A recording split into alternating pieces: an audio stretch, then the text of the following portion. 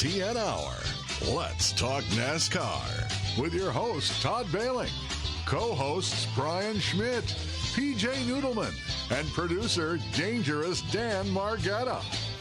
Call the show anytime at 414-421-7901.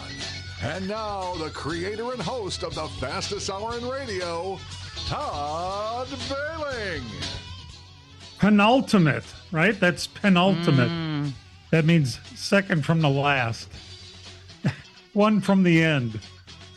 Hello there, everybody. Welcome to LTN's worldwide podcast. Todd Bailing in sunny Phoenix, Arizona, joined by my three partners, beginning with Brian Schmidt in Outsburg, USA. Is it sunny in Outsburg? Yes, it is. Sunny, but kind of chilly. As we get ready to set the Final Four. Doesn't look like there's a whole lot of drama involved in that today, though, so we'll see. Yes, no kidding. PJ Noodleman over in Trempealeau, Wisconsin, Wisconsin's West Coast. Good morning. And how's your mom? Mom is doing better each day. We're just inching forward. So, yep. Thanks for all the well wishes and prayers for her stroke. Outstanding. From St. Francis, USA, our own producer, director, and cameraman, even though we don't have cameras around here, Dan Margetta. Hi, Dano. Hey, good morning. You know, Brian, you say there's no drama here, but it's Martinsville, and there's stage points and everything else. I don't think you're safe even with a 30-point lead. The way those points change around, especially with each stage and a track so tight like this where, you know, one shove or caught in like a accordion-style deal and your day is done, or you're, shuffled back 10, 15 spots. I think they're going to see some drama today. Let's hope so. It's funny that you call it drama. Because NASCAR considers it manipulation, and they are very, very worried that they are going to get out-manipulated. They hate being out-manipulated. If there's any manipulation to be done, NASCAR does it themselves because you can't manipulate, we can. They have beefed up their staff to scrutinize radio communication today, looking out for foul play amongst the teams. Man, if Please. There's ever been a reason to have coded messages, today seems to be the day, doesn't it? I'm sure there will be. I wonder what some of the code words will be. Giraffe. Yeah. I mean, that's the only bad part about having the point spread as wide as it is, because, I mean, even if you were to win two stages, that's the max of 20 points. That still puts a guy like Byron and Logano, say Byron wins both his stages, that's 20 points. Right now he's 36 out. He's still 16 out, going into that final stage, which is still, that's 16 positions on the track. That's a lot of spots to make up. I don't know in this format that I've seen this big of a spread amongst the in and the outs going into this final race before the Final Four is set. So it's going to be interesting to see how much manipulation you can really do when you have this big of a margin. It'll be like listening to an NFL quarterback or something. Right. Yes. Omaha, green 18. Yeah. Well, they do that already. So it's just a little more finesse in this particular situation. Yeah, boy, they really have to watch it, too, because there's some hefty fines that are going to be, if they think you're trying to out-manipulate them. Oh, this is bad. It's going to be televised on Channel 4, Milwaukee, Channel 15 in Madison, and at the NBC affiliate, no matter where you are listening around the world right now. The green flag is at 1:17 Central Time. Perfect weather, upper 50s, 0% chance of rain down there in beautiful metropolitan Martinsville, Virginia. The shortest track we have, it's a flat little bugger. It's shaped like a paper clip. We've heard it all before. There's a lot of action and a lot of drama. They've had some pretty good racing so far, I will tell you. The Xfinity series ran yesterday. Taylor Gray wins his first ever race, which he was going to win the last time they raced there, except he got taken out on the last lap. That means that Zilish, Allgaier, Love, and Quapple made the Final Four. That is pretty awesome for a guy that's already been told he will have a diminished role at Junior Motorsports next year, whether he's champion or not. Do you think they're going to give him a different deal if he wins a championship? Something would have to come up. I mean, this is all Chevy. All 4 of them are in the Chevy, so Chevy is guaranteed to win the Xfinity Championship. I don't know if we've ever seen that before, where they shut Toyota completely out of it. It's pretty impressive. The car owner deal is going to be a little different. Junior Motorsports, that's the owners of the 88 Zillish car, they're in it. The number 7 Allgaier car, that's a junior car, they are in it. But then all of a sudden, we've got the Quapple and Love machines aren't in it.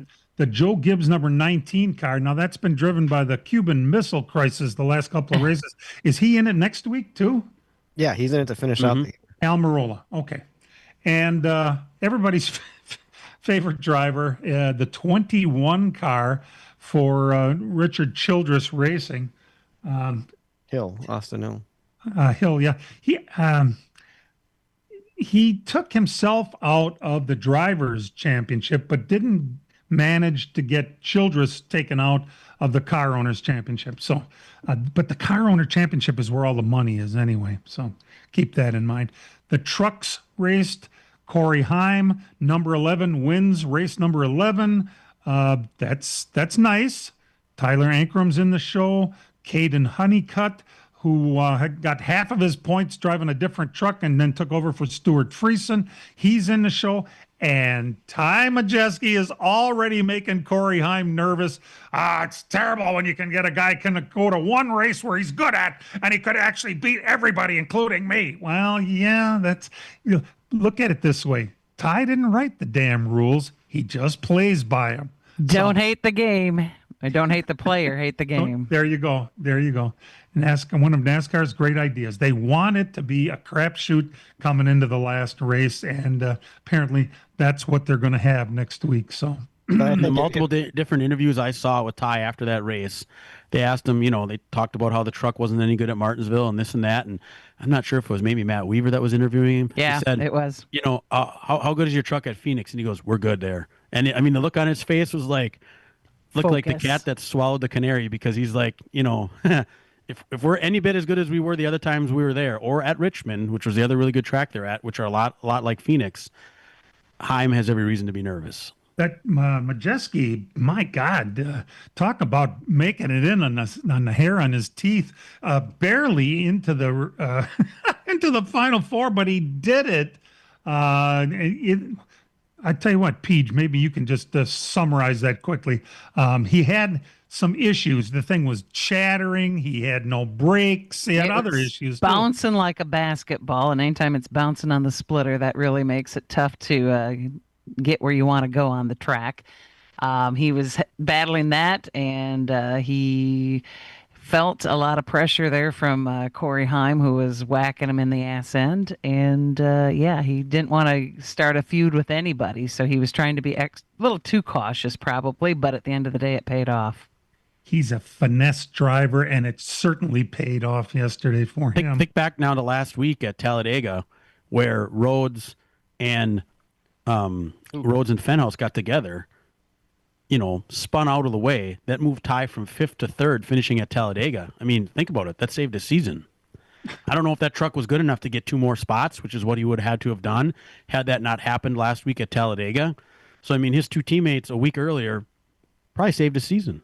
And think of that truck race coming up Friday night. That's probably going to be one of the better ones of the weekend because of this.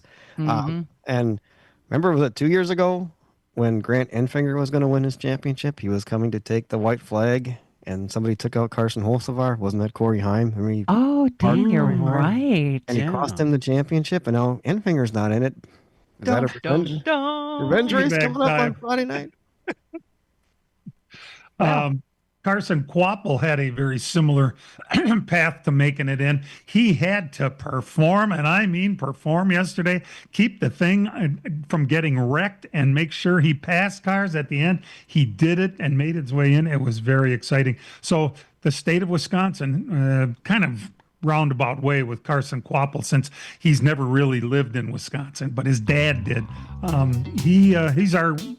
We'll claim him as Wisconsin's one and only candidate here. And Ty Majeski, of course, who lives up in Neenah, Wisconsin, is our other candidate. So it'll be fun to watch him coming up this next week. We're going to take our first break and come back. If you'd like to participate, it's the same old number you can call, 414 421-7901. We'll be right back. As a growing manufacturing company, we needed security solutions. We chose Bonafide because of the services they offer, pricing, and trusted reputation. But it's their outstanding service and support that convinced us we made the right choice with Bonafide. When businesses need security, they contact Bonafide Security Solutions. From locks and alarms to safes and surveillance, we do it all. We are Bonafide. We protect what you value. For your free security survey, call us today or visit bonafidesafe.com.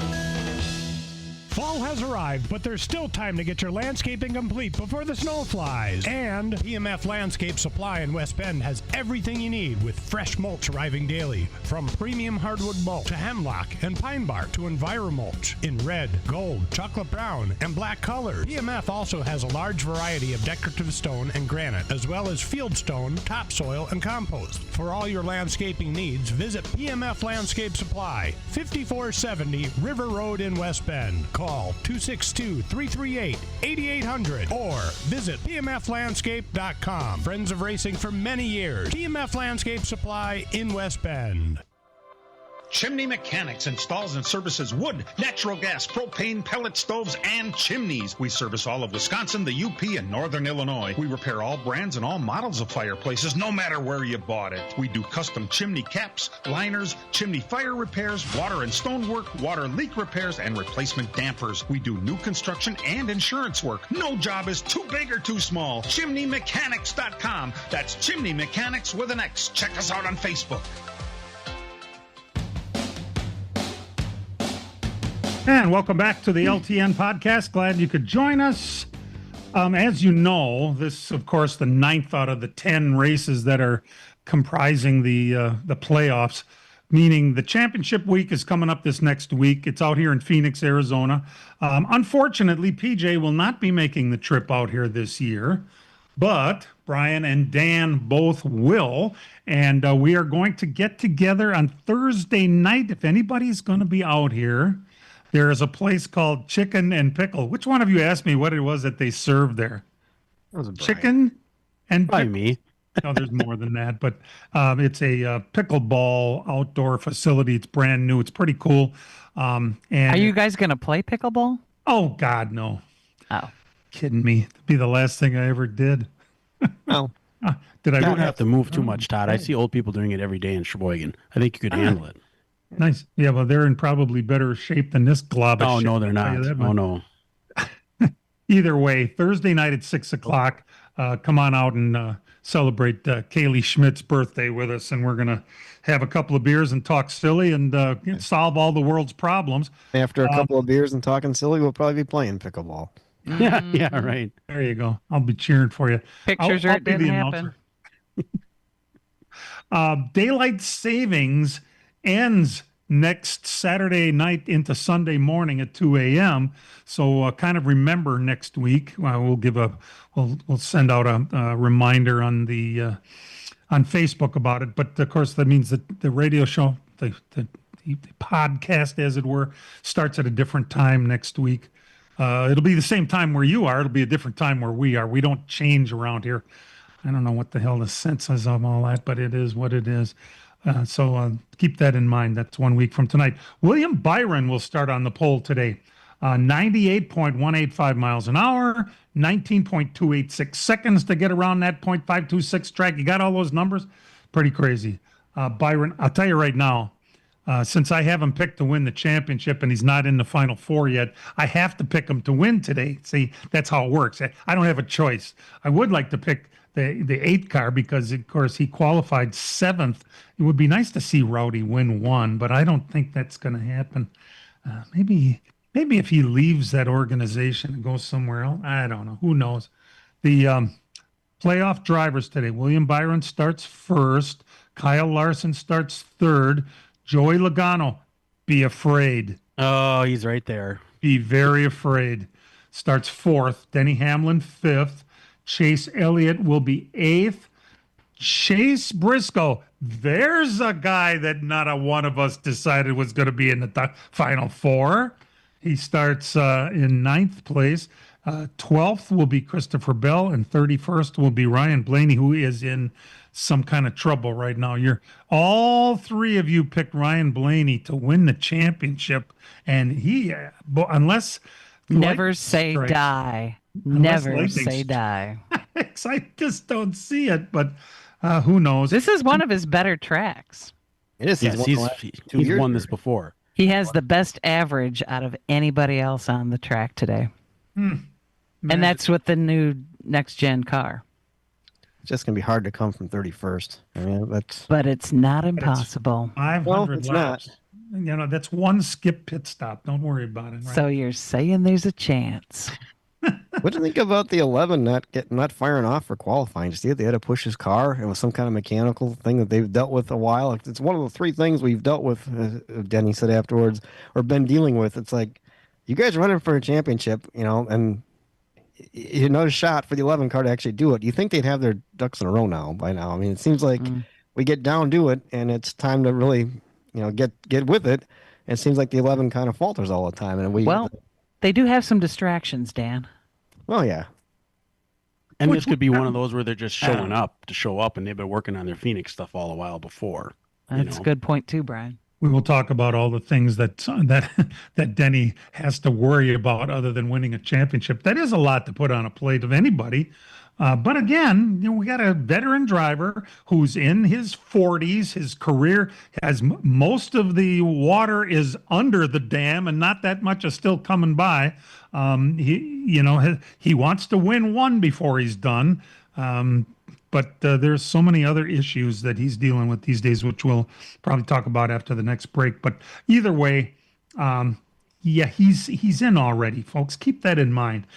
Brian, there are two cars in. The surprise, I think, was Briscoe, and fun. What a great candidate. Somebody you can root for. Now, I hate the fact that he's driving a Jap car, okay? I realize that I'm going to hell for that attitude. But, let's keep in mind, there's some guys that are driving them Jap cars that I love the drivers, but I don't like the cars. Oh, he's as likable as the guys you can have. And the best part is, he got this chance to jump into Joe Gibbs' car, and he's making the most of it right away. That was always something we were maybe a little concerned of. Once he gets in this, is he going to do it? In the early part of the season, he wasn't winning races, and all of a sudden it clicked, and they're on a roll. And to see him lock in last week was a really, really cool thing. I mean, when he was up here, Dan and I have talked to him multiple times. I can't wait to talk to him on Thursday, and hopefully get a chance to talk with him a little bit one-on-one and hear his experience of how this has gone, moving over here, because we haven't. When they ran at Road America, he was one of the guys that didn't get the track and the motorhome. He stayed in a hotel like everybody else. He had to come from Fond du Lac and the drive and that kind of stuff. He's just a normal down to earth guy that way, and he's kind of the backstory there is really cool because he didn't really bring funding at all, and a lot of times doors were closed on him, and they just miraculously happened to open up again to keep going. I mean, he slept on a guy's couch for years. Slept in his car for a while. And to get there. So it's kind of cool to see him at this point. I was really surprised that an interview he was comparing the Gibbs cars to the Stewart Haas cars that he drove last year and how much better the car is now that this Gibbs car is than what he drove before. He couldn't believe how much it turned and all, just the difference in it, and just showed how much simulation means and how much that tier 1 support means if you get that manufacturer support, because Stewart Haas lost that. Remember, they had it with Ford for a while, but they went down to another tier. So it's a huge difference, and I think Briscoe found that, and then once he got everything working out, it's gone well for him. Before you get into that mode that you were just in about how he's suddenly peaking at the end of the season, he wouldn't be peaking crap if it wasn't for the fact that Kyle Larson ran out of gas on the last lap last week. That was the real key. And what a difference that made in that race. All of a sudden on the last lap, shoo, I couldn't believe my eyes. And think about the confidence Chase must have going there next week. I mean, he doesn't have a lot of cup wins, but his very first cup win came at Phoenix. So, I mean, if you talk about a guy that in his head knows, man, I can do this because I've won here before, I think that's going to be huge for him going into next week. Brian, right now we've got two in with Denny Hamlin and Chase Briscoe, and two that look pretty good, right? Yeah, right now Christopher Bell and Kyle Larson are the next two. They're Christopher Bell is 37 to the good. Kyle is right behind him at 36 to the good. Kyle starts third. Bell starts outside the points. So watch for that when it comes to stage points. And then, the rest of them, they got a lot of work to do. William Byron starts on the pole, but he's 36 out. Logano, 38 out, but he starts third. Blaney, 47 out. And Chase Elliott really needs to win for sure. He's 62 out. So, it's going to be spread. If you get one of these guys from 5th to 8th leading the race, then you're going to see a scramble between Bell and Larson. That's where you're going to get it's going to get close, and you might have a situation. Say Byron's leading this race late, then it's going to be a battle between Bell and Larson, one spot apart, depending upon how the points go at the stages to see how close it is. But Joey Logano, maybe I don't know that he's going to be able to point his way into that. Even if he were to win 2 stages, he's still looking at being 18 out going into the end of it. So that's going to be a challenge for him. What if 24 is leading at the white flag, 5 is second, and only one can get in? Does 5 move 24? Well, if 5 is second, that means he's going to be ahead of Bell. Okay. And then he would still be in.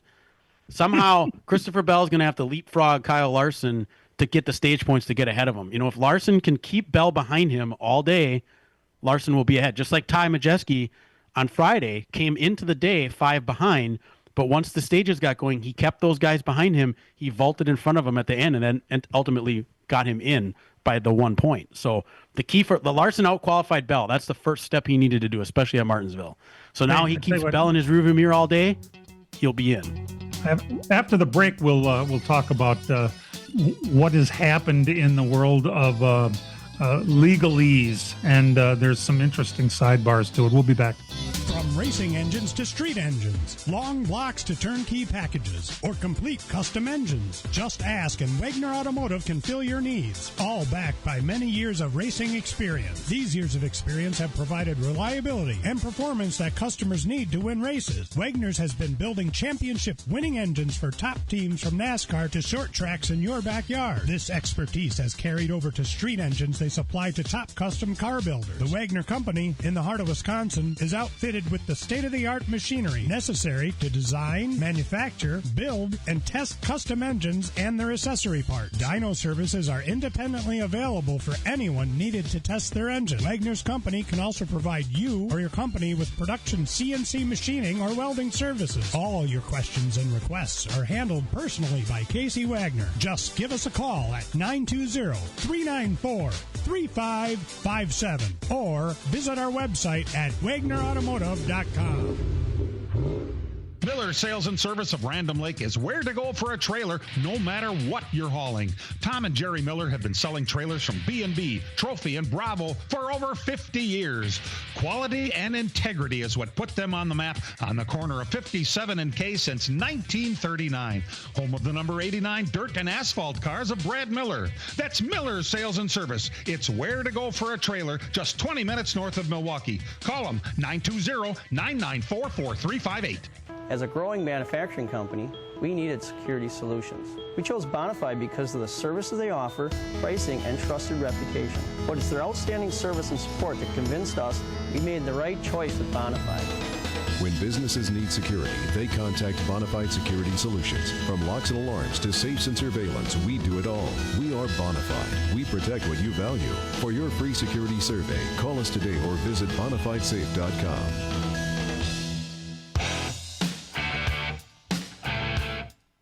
Welcome back. Trying to figure out, I think this Judge Bell, who's going to be in charge of the 2311 front row lawsuit against NASCAR, I believe he's a federal judge.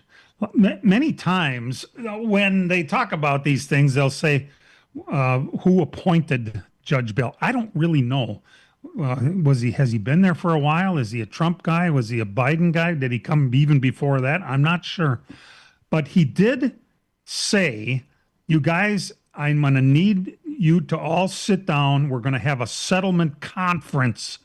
You can take a day, plan on being here, and we're going to sit down and talk about all this. And it went more than a day. They came back the next day to continue, but they really didn't get it figured out. And Dan, December 1st is coming pretty quick. Yeah, it looks like that's where it's headed. And this is each side asked the judge to rule on summary judgment on different aspects of the case. In other words, if it goes to trial, if the judge would make a ruling on these things, it could kind of sway the jury either way as far as it went. NASCAR wanted a summary judgment on saying that the team's gripes or their complaints did not meet the statute of limitations. They happened before in the last 2 years. If they really had a problem with it, they should have done it 2 years ago, and we all talked about it. That was one of the things that was going to be ruled on or could be ruled on. This was a hearing to see if the judge would rule on it. Another thing was that the teams wanted the judge to throw out NASCAR, saying that Curtis Polk, the guy from 2311, had conspired to bring everybody together and kind of work together and to get them to boycott things and that kind of deal. And plus, they wanted to define the market, what the market is as far as the competition. Is it just strictly stock car racing?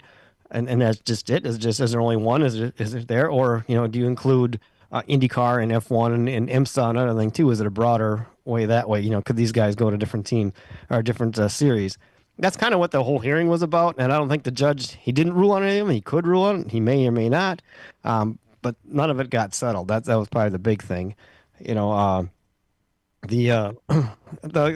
lot of the NASCAR's thing and the conspiracy thing was that the teams can't collectively bargain because they're not one big unit. It's not one big union thing, even though they had a committee. Right. Hendrick pays crew guys this, Gibbs pays crew guys something else, Penske pays something else. They all can't argue that way. They can't agree on that. So how can they be one unit that way? I see some of that, but I also see that, well, if you got a big group, one of the things they said is that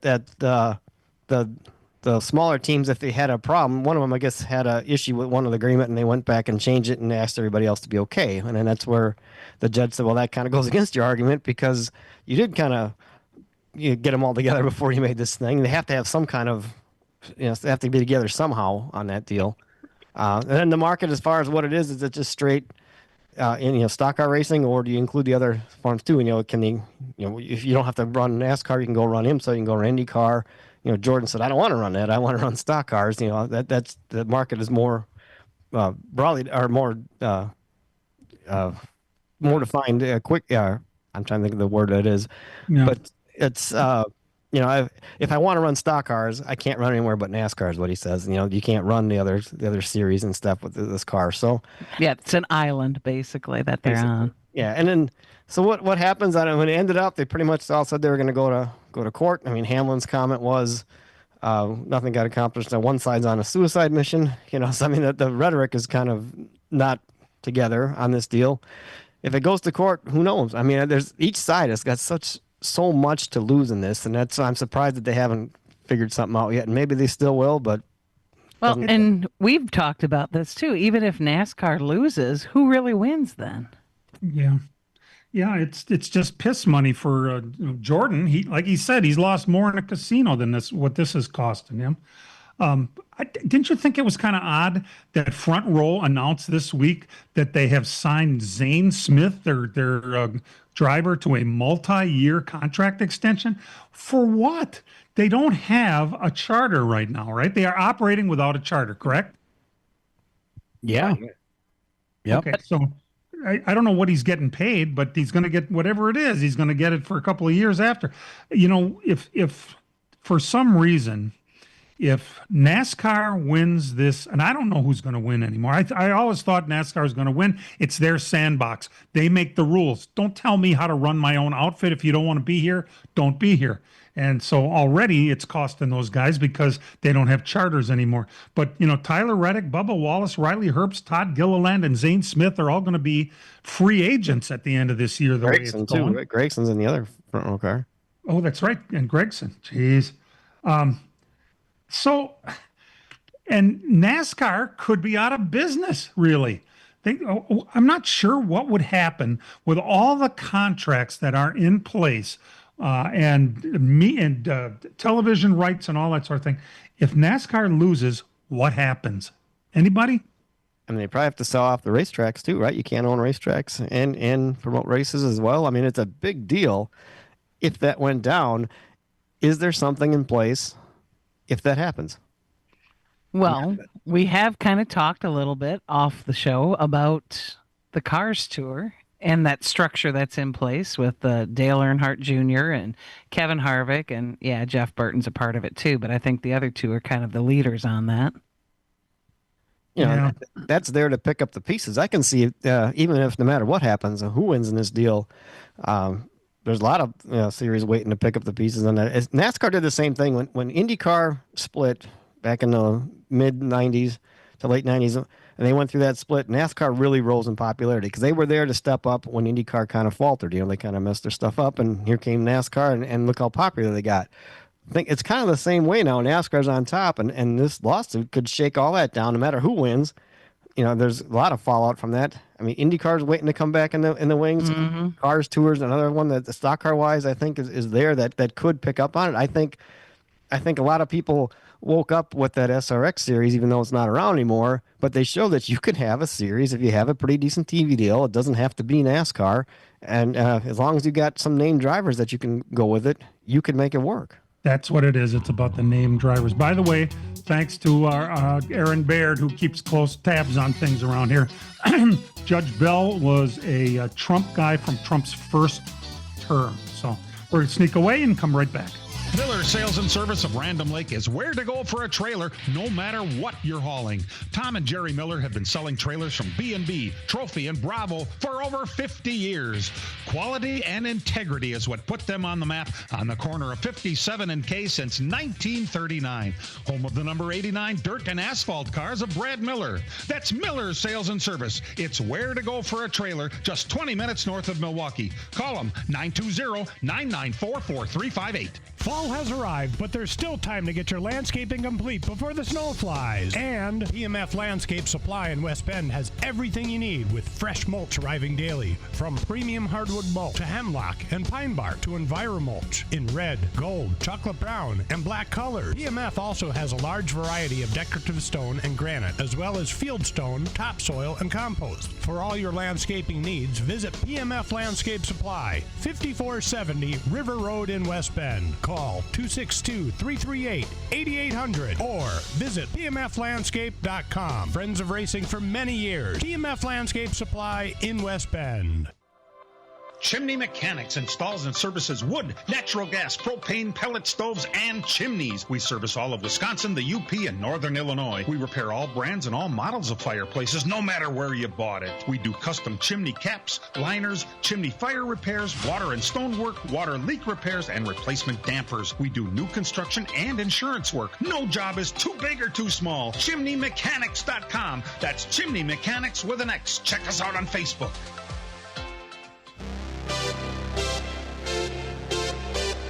Jim France, who's the France in charge, the local France in charge, this week said, and it's something we knew anyway, but it came out of his mouth.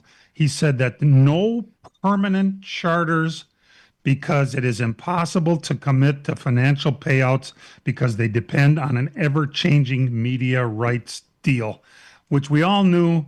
But this is one of the things that teams want is permanent charters, and NASCAR says that is impossible. We can't do it. And what happens if we can't get a long-term commitment out of it's not. It does come up every few years, and there's nothing else you can do about it. So the judge is going to have. Boy, that judge has got some pretty important things in the balance. Okay, if they lose, maybe that's what comes out of it. Does somehow the teams get permanent charters? Wouldn't that just be a franchise? It would be, but there would be like no value on it. That would be the thing. And that's what Jim France is saying. Unlike the NFL, MLB, NBA, and NHL, those franchisees know, they get that. They know they're going to be in the league, but they have their own income sources through their ticket sales, their stadium. I mean, they build their own stadiums, sell their own concessions, all that. These teams here rely pretty much solely on NASCAR for the main source of their income other than the sponsors. And over the years, NASCAR has been taking sponsors from them as well. So, they want a permanent franchise, but if NASCAR can't tell you how much you're going to get, how is that going to work? Dan, I can't believe that that there's an inference that NASCAR, because they own the tracks, wouldn't be able to own the tracks anymore. I mean, where are you going to race if you're not going to be on one of NASCAR's tracks? The infrastructure, the size, everything that's there. they'd have to get rid of owning the race. They have to sell a track to somebody else. You could still race on the tracks. It's just that they can't be owned by NASCAR as well as promote the race and everything else. What would happen with SMI? They're a separate entity from NASCAR. Right. Their tracks would still be sitting out there, I would assume. I guess. Yeah. Man, you think about, so what happens then if you got nobody to own Daytona? Where are we going to have the biggest race of the year? You're going to have, if this goes down December 1st on a trial and say it takes a month maybe to resolve, and okay, it's January, now we got less than a month we're supposed to race in Daytona. What goes on? That's not a lot of time. This has settlement staring itself in the face. Sooner or later, something's going to break. There's going to be a breaking point, and there's going to be a settlement where NASCAR is going to say, how much money is it going to take for you guys to be happy? And that's what the thing is with Judge Bell. He knows that's what's going to happen. And he's forcing them to get in the same room and just go ahead and swear at each other. But you're going to have to come up with a something other than we're going to go out of business over this, It I applaud that. Yes, absolutely. Yeah, I love it. Get your poop in a group. It's just piss money for a guy who gambles like as much as he did, and Michael Jordan has that much money to play with. And I think other teams see that too, as well as the drivers. That drivers advisory council, they filed a brief that said, hey, we got some, we have some interest in this as well, because everybody realizes this is what they do. This is their lives. I mean, it's their. What do they do if it's all gone away? It's that much important. And don't let it get fooled that NASCAR's over there clutching their pearls. They have a lot of money.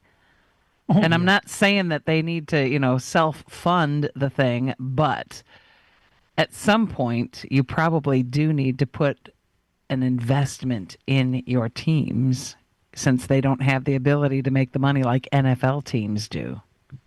Yeah, but they're so selfish. Yeah, you got a new sponsor? Oh, hey. Well, that's probably did where you ever think of being the official so-and-so of NASCAR? That's probably what the teams are waiting out for. Open up the books. Let's see where all the money is and what it's all coming from. Oh, maybe we can put this aside for teams. That kind of deal. And NASCAR, they are just shaking in their boots about having to open their books up. It just isn't going to happen. There has to be a settlement because NASCAR won't do it. Right, Dan?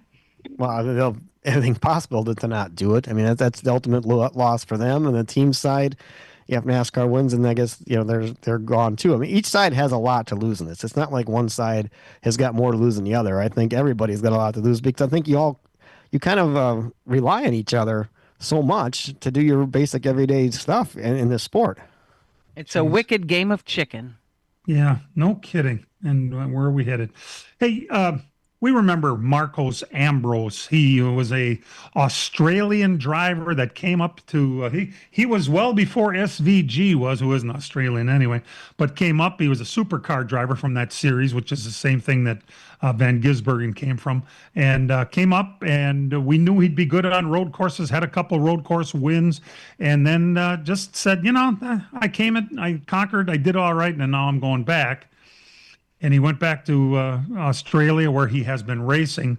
But he mentioned to someone this week that he had colorectal cancer that was diagnosed over 2 years ago, and he was given a death sentence, and ended up getting a liver transplant.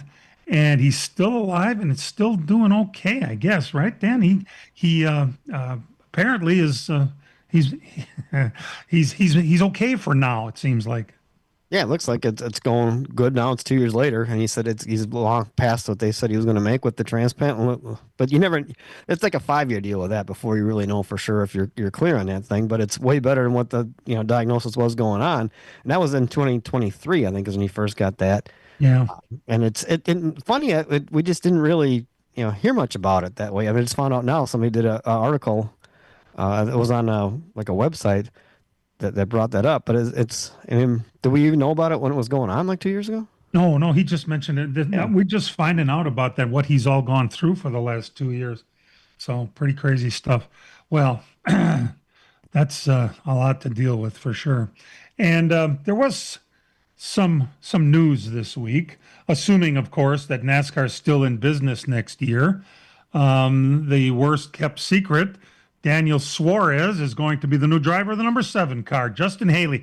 It didn't take long for Justin Haley to be so highly regarded that they did a whoop-de-doo to get the guy into that number 7 car. He's the next big thing. And then just to get fired, he's going to have, we've heard absolutely nothing about where he could end up. Does he bring money? I don't know. Daniel Suarez supposedly brings Carlos Slim's Mexican telephone company money with him, and he's going to have Freeway Insurance as the primary sponsor on the number 7 car next year. So good for him. We knew it was coming. I just can't believe that Haley has gone down the crapper so quickly. That's the way it works. We'll be back. As a growing manufacturing company, we needed security solutions. We chose Bonafide because of the services they offer, pricing, and trusted reputation. But it's their outstanding service and support that convinced us we made the right choice with Bonafide. When businesses need security, they contact Bonafide Security Solutions. From locks and alarms to safes and surveillance, we do it all. We are Bonafide. We protect what you value. For your free security survey, call us today or visit bonafidesafe.com. Fall has arrived, but there's still time to get your landscaping complete before the snow flies. And PMF Landscape Supply in West Bend has everything you need with fresh mulch arriving daily. From premium hardwood mulch to hemlock and pine bark to EnviroMulch in red, gold, chocolate brown, and black colors. PMF also has a large variety of decorative stone and granite, as well as field stone, topsoil, and compost. For all your landscaping needs, visit PMF Landscape Supply, 5470 River Road in West Bend. Call 262-338-8800 or visit pmflandscape.com. Friends of racing for many years. PMF Landscape Supply in West Bend. And now the LTN Hour presents Dirt on the Dirt with Brian Schmidt. We wrapped up the Wisconsin dirt racing season last week Sunday night at Sun Prairie, Wisconsin. Angel Park Speedway for the World of Outlaw NOS Energy Drink Sprint Car Series. That was the makeup from the race that was back in June that was rained out. Great event. Lots of people there on a very chilly Sunday night, and Sheldon Houdenchild picked up the feature win there. Badger Midgets also ran, and Parker Jones grabbed the win there. Thursday night, Middletown, New York, the Orange County Speedway for the Short Track Super Series Big Block Modifieds. Super Matt Shepard picked up the win there. Friday night, Chillicothe, Ohio, the Atomic Speedway, 5,000 to win for the Super Late Models. Mikey Marler picked up the win. 5,000 to win for the 410 Sprints went to Cole Duncan. Meridian, Mississippi, Why Not Motorsports Park, the 31st annual Coors Light Fall Classic. Twin Super Late Model preliminary features, Trey Mills and Garrett Alberson were the winners there. Also Friday out in Casa Grande, Arizona, the Central Arizona Speedway, the reinventation of the Western World Championships for the USAC Amsoil National Sprint Cars. Logan Seavey was your winner of the preliminary feature. Non-wing 360s went to Kevin Thomas Jr. Last night up in Hibbing, Minnesota, this had to be a chilly one up there. The Iron Range Rumble for the Wissota Late Models. Gunnar Frank picked up the win. Todd Frank used to race Wissota Late Models around here. I think he still does. So his kid picked up his first career Wissota Late Model feature win last night. In the Wissota Modifieds, it was Justin Fromming. Marshalltown, Iowa, the Harvest Hustle for the IMCA Modifieds. Jake McBurney was your winner, and the stock cars went to Dallin Murdy. York Haven, Pennsylvania, Baps Motorsports Park for the 410 Sprint Cars. Anthony Macri picked up the win. Night number 2 at Chillicothe, Ohio at the Atomic Speedway, $15,000 to win for the Super Late Models. Mikey Marler made it a clean sweep. And in the 410 Sprints, it was Bryce Lucius. Bedford, Pennsylvania, the Keystone Cup Fall Classic, or Fall Clash, $20,000 to win for the Super Late Models. Trevor Feathers was your winner there. Meridian, Mississippi, the final night at Why Not Motorsports Park for the 31st Annual Fall Classic, $20,000 to win. Ashton Winger won that one. And finally, last night in Casa Grande, Arizona, the Western World Championship for the USAC Amsoil National Sprint Cars, $35,000 to win. A non-wing 410 sprint car feature. Logan Seavey picked up the money there, making it a clean sweep. In the non-wing 360s, Brady Bacon picked up the win there.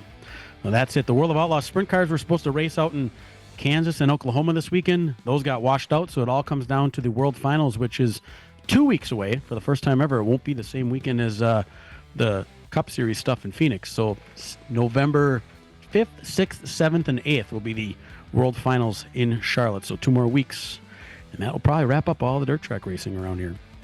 All right. On the asphalt side of things, just a short little list. Cars Tour West was running at Kevin Harvick's Speedway.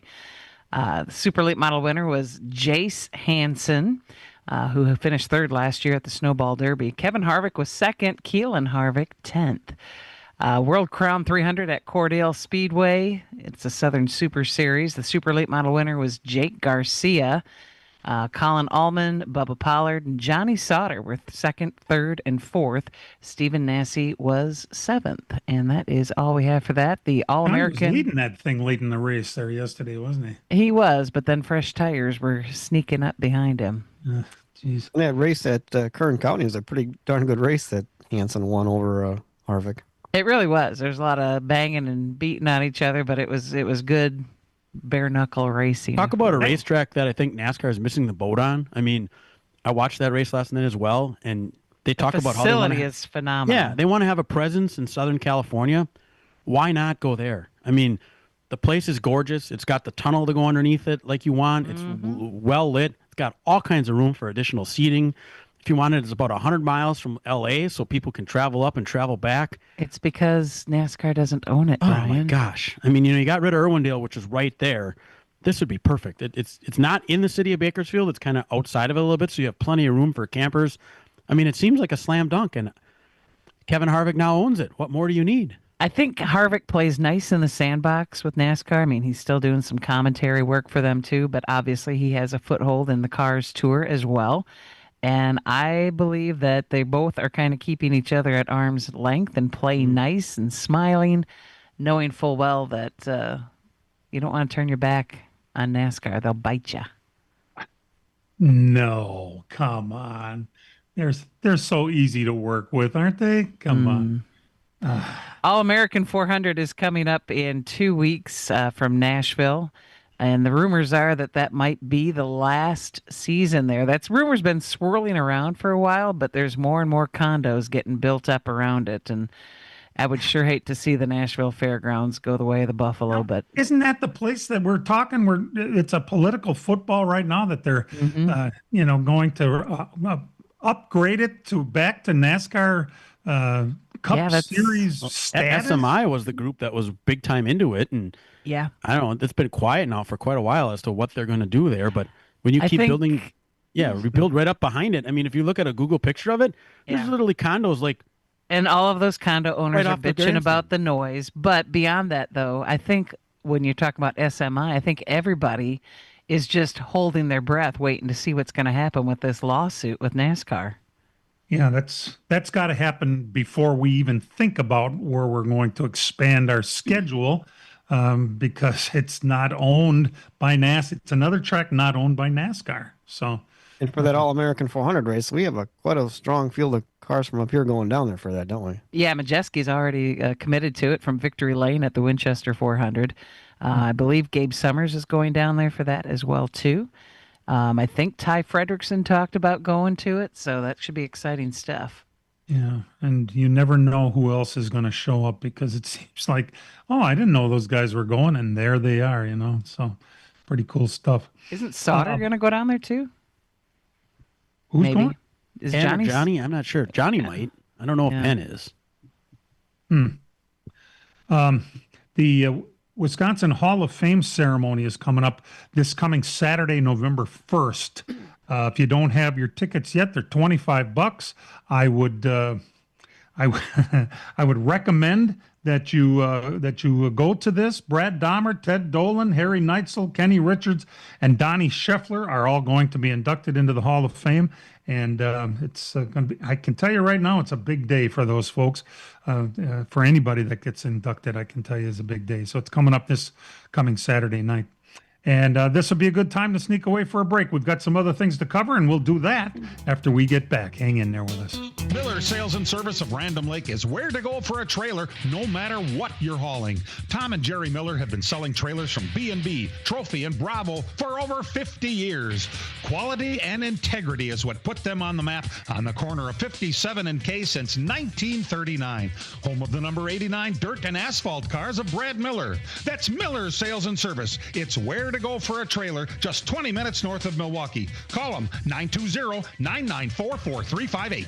From racing engines to street engines, long blocks to turnkey packages, or complete custom engines, just ask and Wagner Automotive can fill your needs. All backed by many years of racing experience. These years of experience have provided reliability and performance that customers need to win races. Wagner's has been building championship winning engines for top teams from NASCAR to short tracks in your backyard. This expertise has carried over to street engines they supply to top custom car builders. The Wagner Company in the heart of Wisconsin is outfitted with the state-of-the-art machinery necessary to design, manufacture, build, and test custom engines and their accessory parts. Dyno services are independently available for anyone needed to test their engine. Wagner's Company can also provide you or your company with production CNC machining or welding services. All your questions and requests are handled personally by Casey Wagner. Just give us a call at 920-394-3557 or visit our website at wagnerautomotive.com.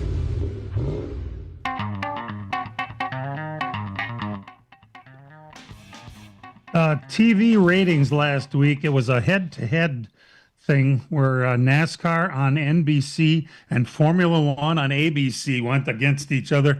And for those of you who actually thought that Formula One had more viewers than NASCAR, it was 2.55 for the Talladega race and 1.5 million for the COTA race for Formula One. So clearly better ratings for NASCAR than Formula One for all those Formula people who got their little noses in the air and their pinkies while they're sipping their champagne and watching those high horsepower cars go around.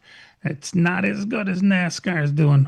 By the way, none of us, if we were going to pick over again, I don't even know if any of us were going to take Briscoe last week to win. Chase won on the last lap, and he was probably as surprised as anyone. But they're racing today at Martinsville. We have two guys in. We have two guys clearly can make it in on points, but there's always that thing out there about, but what if this guy wins?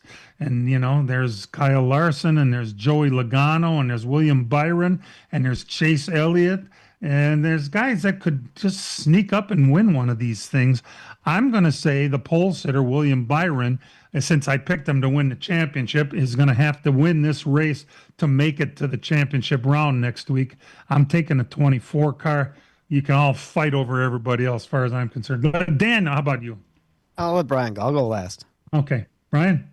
Well, I got him in the Final Four, so I'm going to have to pick him, and I hate to do it, but I keep jinxing him. I seems to be jinxing him a lot in this Joey round. Logano. So I'm taking Joey Logano, yeah. I could feel it coming. All right. PJ. I know my guy is going to do it from the back. Ryan Blaney. Wow. I've often dreamt of you saying that. PJ, he's starting 31st. I mean, come on. I know. He's got the best average at this track, and I feel like they got a good team. They're going to figure it out with pit strategy and get back where they need to be, close the deal. All right, Dan, I think the 5 is all there set for you. Yeah, looks like that's all I'll take. I'll go with my head and take the 5 car. Although I can see Ty Gibbs winning a race here today. I really could, but I'm going to go with the 5. He qualified outside of the front row. You think he's really going to win before Rich Bickle's favorite driver crash your car? Come on. Hey, he's going to be up there running interference because right now, as it stands, the 3 Gibb cars are in. So if Ty Gibbs wins this race, that doesn't allow for much more movement. Wait a minute. It just means Larson and Bell got to fight it out for the last spot. So yeah, I could see Ty Gibbs staying up there.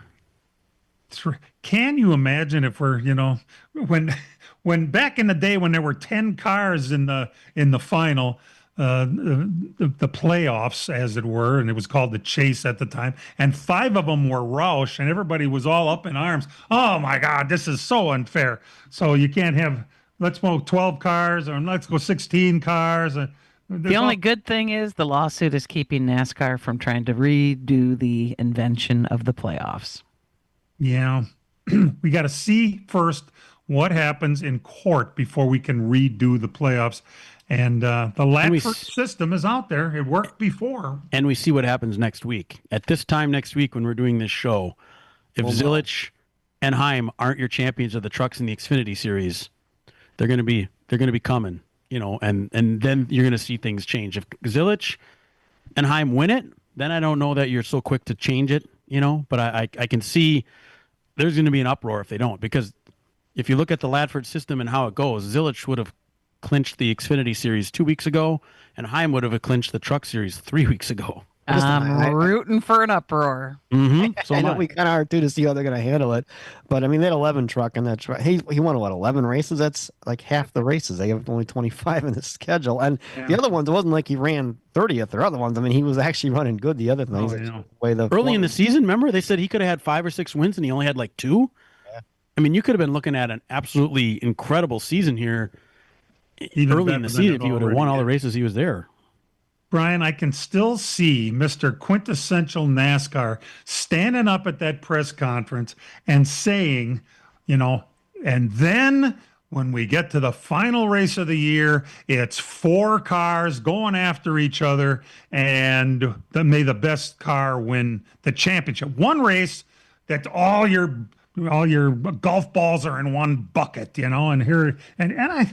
They got what they paid for. They want a surprise winner. They love surprise winners, don't you think? Well, and as far as the Cup Series right now, I mean, going into this Final Four, there's no. I mean, of these 8 cars that we are looking at right now, I mean, every 8 of them have a case for being it. The Cup Series is very, very has a lot of parity, and the Latford system right now would have Christopher Bell ahead by I think like 15, if I looked at it properly. So he would be your leader in the old system. And he's going to have to fight his way in today. So the Cup Series, this is playing out like they want it. It's the Truck and the Xfinity where you've had incredible performances by 2 teams that are just dominating it, where you're like, oh boy, this better finish out the way it is. Otherwise, this is going to have a lot of egg on our face. Oh, there'll be a lot of yelling and, we can't go on like this. Speaking of quintessential NASCAR and Brian France, it's been 10 years. You realize that since the crowd went wild at Martinsville? 10 years? 10 years. I've seen that video over and over this week, and I was wondering why. That's probably why it was 10. That I never saw that happen. I was on a cruise ship, and we were out until like Wednesday when we came in, and I finally got the news what had happened. I heard when it happened after Kansas, we all said on this show, it's not going to happen at Talladega, but there'll be something coming on at Martinsville. And then after it, I remember watching, I was on the phone with Ed Kluka watching that race, and we could see the 20 car come back out, and I'm like, he's running slow. And Ed's like, I think he's waiting for him. I'm like, oh my God, he is. we saw it coming like a couple laps before it was. And oh boy. See, we knew Matt. We knew he's got this little trigger sometimes, and he was waiting for it. Another time we saw that trigger is with Jeff Gordon at Chicago. Remember that one? I remember that one. You were there for it, probably. Saw that one. That was in 2006. But that whole deal, the way that led up to that thing, if you think what happened there, you got turned at Kansas. By Joey Logano. Joey was in the final no matter what. Matt had to win this thing in there. I get what he was doing, and was he blocking? Yeah. Did he need to get turned? I don't know. Then Joey didn't do nothing about it. Then we went to Talladega. Didn't call him. Right, didn't call him. But they remember Talladega. Remember that one? The late caution that was there. Kevin Harvick was in the 4 car. He turned Trevor Bayne to cause a caution to stack the field up to save himself from getting knocked out of that chase. And I think that really ticked Matt off because they didn't do nothing about that. I mean, Harvick just went and turned the 6 car and crashed the field to cause the late yellow, which ended the race and suddenly kept him in the deal. I vaguely remember that, Dan, but what blows me away is that you can remember all that crap over the years. It's we had friends on that 6 car, and they were mad that the 4 turned him, and the 6 never paid him back after that. So I remember that. And then it went to Martinsville, and the race was, I remember Matt was up front most of that race, but then the Penske cars are playing games with Keselowski and Logano. They were playing the cat and mouse game. We're letting each other in the restarts, and they stacked the field up and wrecked everybody behind them, which caused, put Matt in the garage and wrecked his race, and that pretty much wrecked his season. I think that was where it was decided that, okay, we've had enough. Somebody's got to do something about this and make a statement, and he went on and did. Hey, Brian, what time are the Packers playing? It's a late game, right? Yeah, it's the Sunday night game, 7:20. So, in other words, the NASCAR race and the Packer game are both on the same channel, Channel 4 in Milwaukee. Get right into it. It's Aaron Rodgers faces the Packers for the first time. Yeah, how about that? It's in Pittsburgh. It's not like when Brett Favre walked out onto the field at Lambeau and all the people were grumbling and mumbling, and then he beat the Packers. Remember that one? So, either way, they will not conflict. You will be able to watch both the race and the game in their entirety, and somewhere in between, you'll be able to. Oh, there's no World Series game, is there? No, it's tomorrow. Oh, it's tomorrow, yeah. Back in LA again. So, all right, that's good stuff. Hey, thanks so much. That Packer Viking game, it was Packer Day at work, and I bought a Favre jersey and I wore it to work. It was the Viking one, and now just to be that guy. Yeah, if nobody called you an asshole then, let me do it now. You're a great guy, Dan. I like that. Never mind.